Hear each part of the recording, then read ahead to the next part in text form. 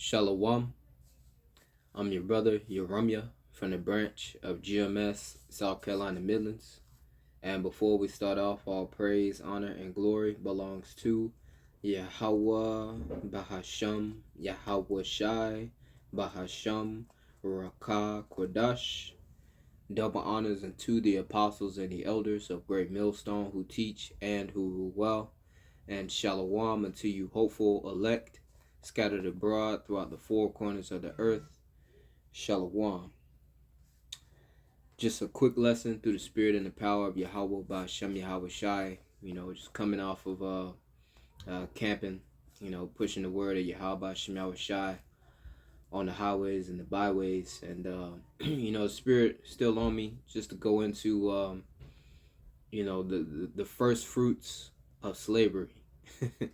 And, just like the hopeful elect will be the first fruits of salvation, of the house of Israel, the 144,000, 12,000 men from each tribe of the nation of Israel, on down to the great multitude who will be delivered when Yahawashi returns. The wicked elite, the powers that be, the banking families, the 1%, the ones who control the world, the wicked that's controlling the world right now, they will be the first fruits of slavery.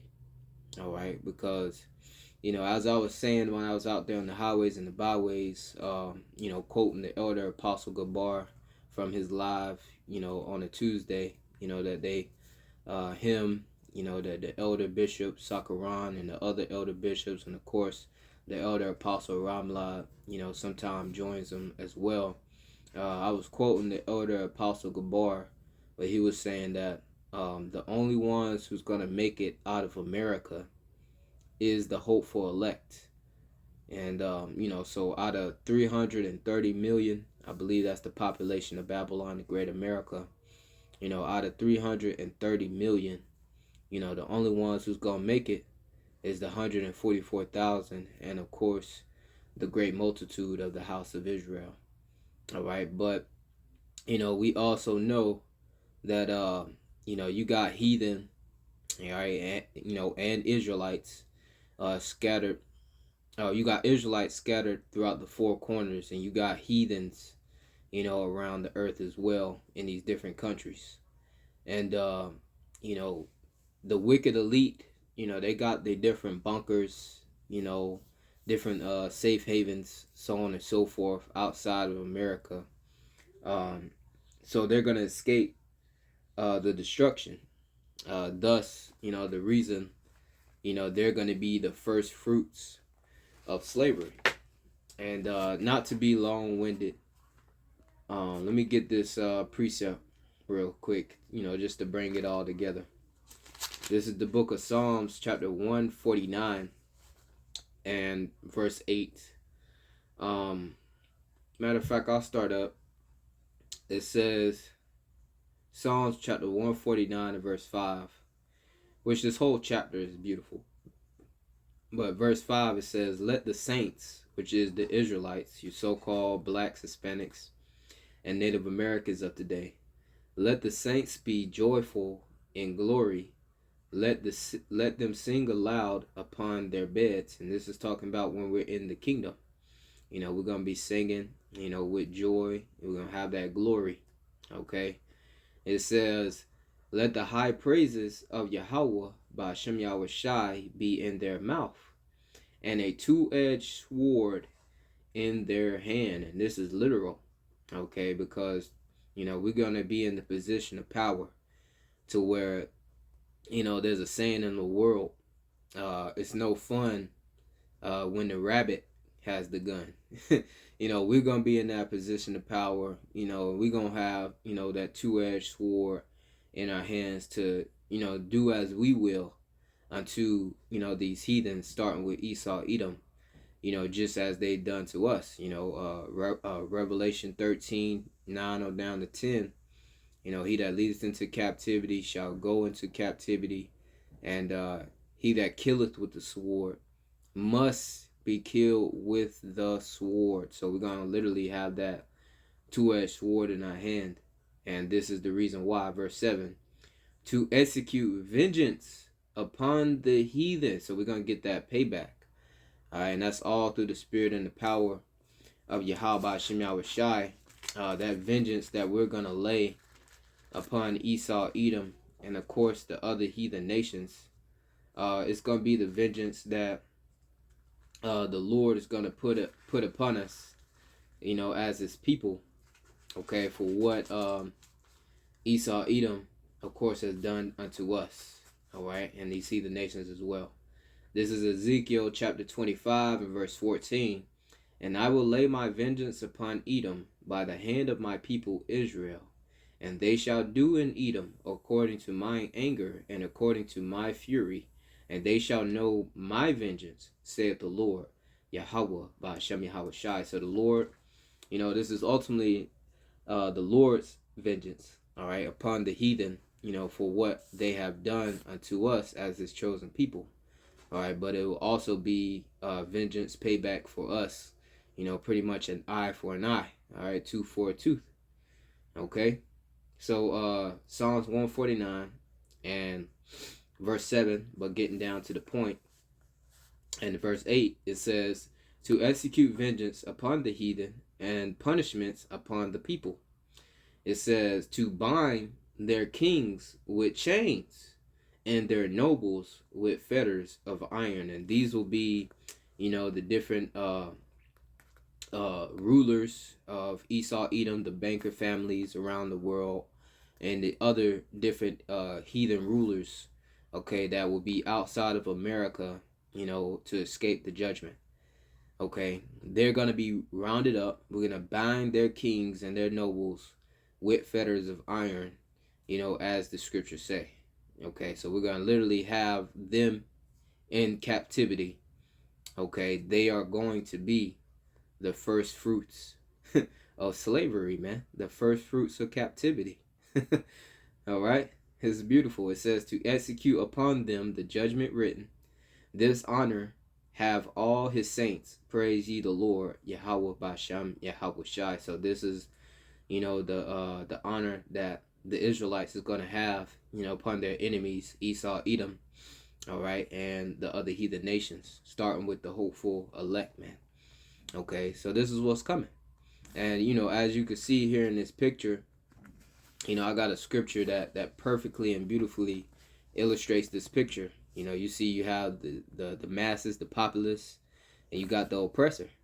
All right, in this case, the masses will be Israel, okay, and the oppressor, with the whip will be Esau, Edom, okay, the so-called white man. All right, and then you see when he starts cracking that whip, start putting that oppression upon the people, which is Israel. You see you got one still standing, and that one that's standing up, and that's through the spirit and the power of Yahawah Yahawashi. This illustration would be the prophets, okay, starting with the prophets, and then you see more prophets begin to spring up, which is only a remnant that's going to be saved, all right, and eventually, through the prophets, through the 144,000 and the great multitude that be delivered, all the house of Israel will be on one accord in the kingdom, all right, and the oppressor, of course, when we start to stand upon our feet in great boldness, as the scriptures say, he got afraid, all right, which Esau, Edom is afraid, and, eventually the oppressor will be brought down, okay. So not to be long-winded, let's read this. Wisdom of Solomon, chapter 5 and verse 1.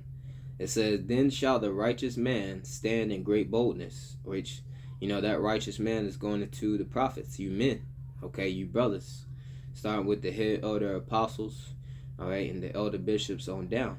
All right, we're standing in great boldness before the face of such as have afflicted him, which we're standing up before Esau, Edom, the wicked who has control of the earth, according to Job 9:24, and we have that great boldness, all right, through the spirit and the power of Yahawah Bahasham Yahawashi. And it says, and made no account of his labors. Yeah, they don't give no account, all right, of Israel, who pretty much built the establishment of Babylon the Great, America, Okay, and here in this kingdom, at the time that they appointed it, they looked at us as 3/5 of a human being. All right, and they don't give us none of the credit of building this kingdom up. All right, but it's okay. Okay, this kingdom will be destroyed. We're gonna be delivered. All right, and this kingdom will be destroyed.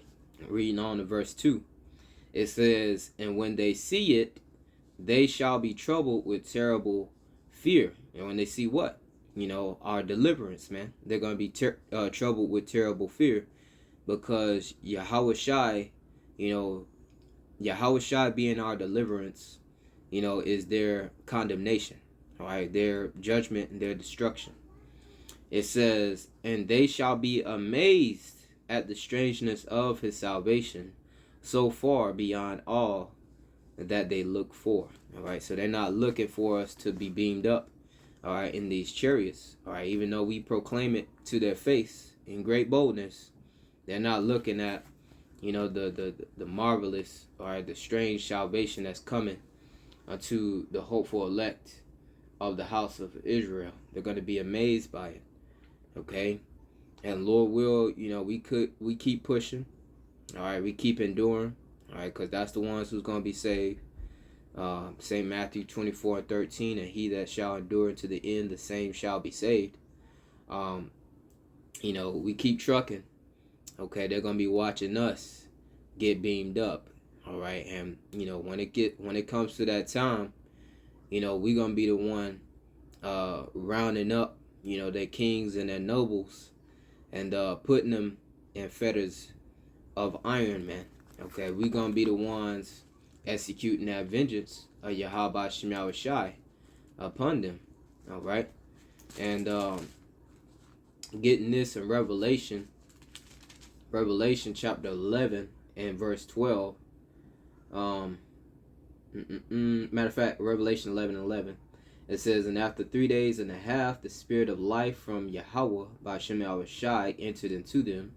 And, the 3 days and a half is dealing with the 350-year period from 1619, the time of the Renaissance, the rebirth, Esau coming back into power, to 1969, which is when the Qadash, the Holy Spirit, fell upon Yahawashi men, starting with High Priest Abba Bivens, which is Elijah the prophet, coming back in the reincarnation to fulfill prophecy in Malachi 4, 5, and 6.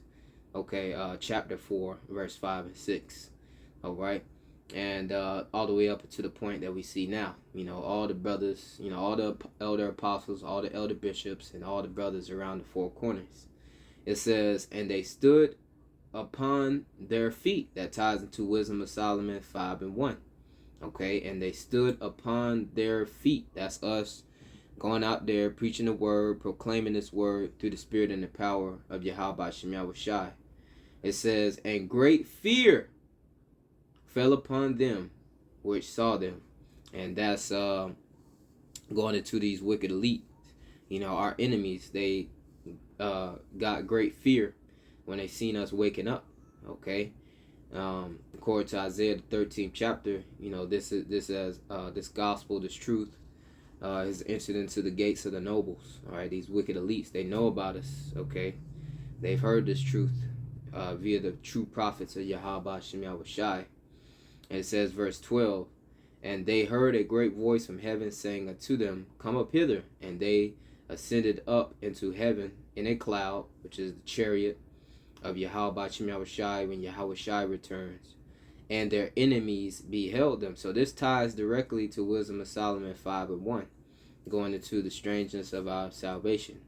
All right, and when we be delivered, Babylon the Great, Esau Edom's kingdom, is going to be destroyed. And we going to go, when we come down back off of them chariots, we going to round up, we're going to round up them wicked elite across the four corners in their little bunkers, man. Okay, in their little safe havens that they think they're safe in. All right, but we going to execute this prophecy here. Revelation 13 and 9. "If any man have an ear, let him hear. He that leadeth into captivity shall go into captivity. So just as Esau had us in captivity, even still here and now, okay, we're going to round them up and put them in captivity. The curses of Deuteronomy 37, okay, the curses going to fall upon our enemies, man. And part of the curses is captivity, slavery. It says, and he that killeth with the sword, and Esau, Edom, his blessing was the sword, and he used that sword, his blessing, to kill his brother Jacob, all right, which, this devil has shed a lot of blood of the house of Israel, okay? So he that killeth with the sword must be killed with the sword, and, that's what we're going to do to Esau, Edom, and the other heathen nations, man. Hold up, one moment. All right. It's a lock you for that, man. Little man, my son. But nonetheless, man, he that killeth with the sword must be killed with the sword. Here is the patience. Wait, I'm making a lesson. Here is the patience and the faith of the saints. All right, so this is, the long suffering, the patience, and the faith of the Israelites, which is the saints, starting with the hopeful elect, man. So as you can see, distractions, man, coming in as I'm making this lesson, but it's all good. We at the end of it. Lord will, this is edifying through the spirit and the power of Yahawah Bahasham Yahawashi. I'm going to end off by giving all praises unto Yahawah Bahasham Yahawashi, called Halalyam, Yahawah Bahasham Yahawashi, Bahasham Qadash. Double honors unto the apostles and the elders of great millstone who teach and who rule well. And Shalawam unto you, hopeful elect, scattered abroad throughout the four corners of the earth. Shalawam.